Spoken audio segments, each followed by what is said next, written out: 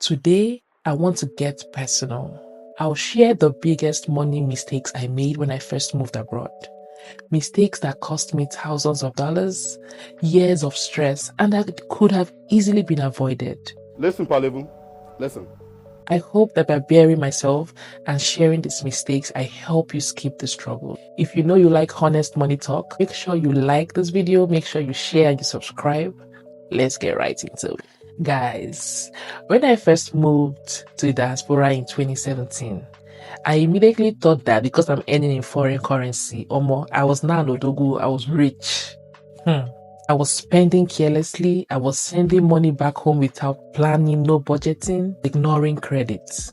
It took me painful lessons to realize that my mindset, it will never ever build wealth for me. These are the top mistakes that I made, and maybe you've made some like this too, but these are the top mistakes that I've made.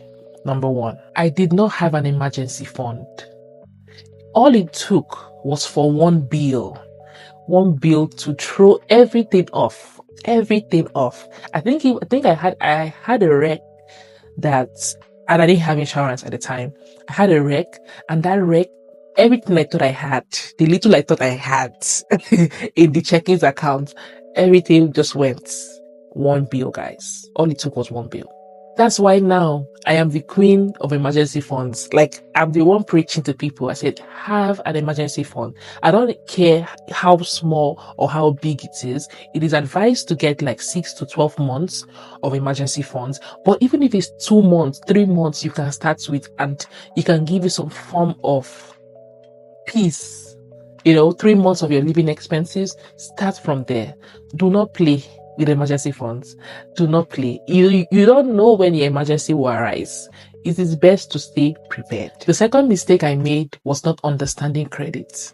Guys, I was just opening credit cards anywhere, here. By the time I was done opening credit cards, I think I had almost like a lot of thousands of dollars in credit card debts.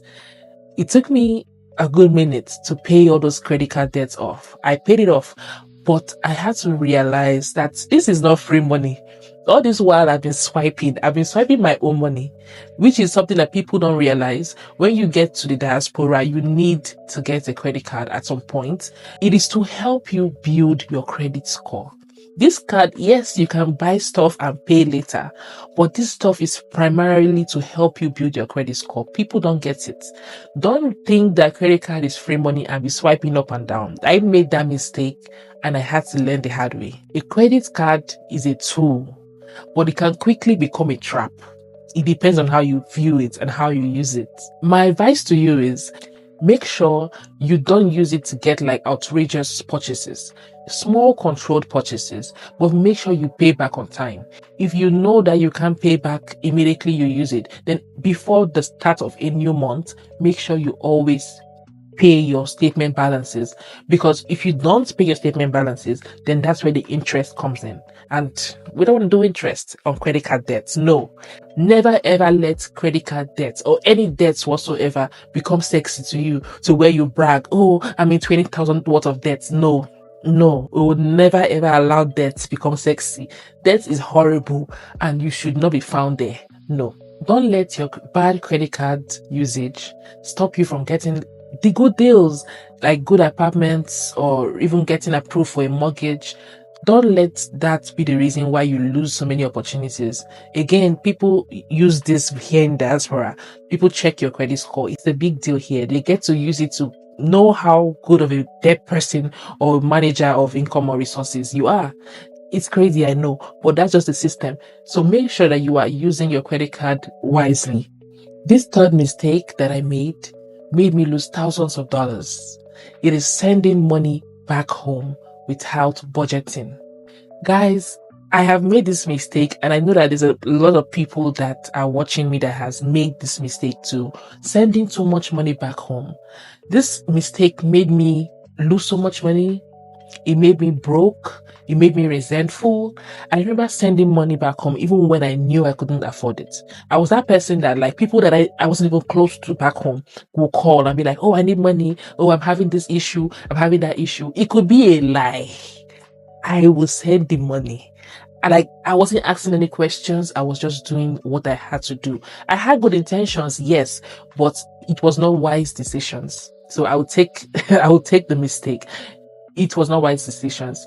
Make sure, guys, that you're setting healthy boundaries with your family, with your friends, with strangers, with acquaintances, anybody that knew you back home in where you were, and think that, oh, you are the person to call to ask for money. Set healthy boundaries with them. You cannot pour from an empty cup.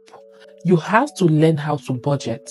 You have to learn how to separate your personal income or your income here in the diaspora from the income of what you're giving or from the money of what you're giving. I tell people all the time, create an account, create a different bucket of what you can call family support bucket, or a percentage that you can say, this is how much I'm going to give from my income every single month. It can be a 10%, it can be 20%, 30%, depending on your strengths and how much you really want to give, as long as it's not affecting your investments, your savings, and other parts of your income. Do this, take it out, and stick to it. That's the most important part. Stick to it. Once you tell people, this is how much I'm giving, this is how much I can give.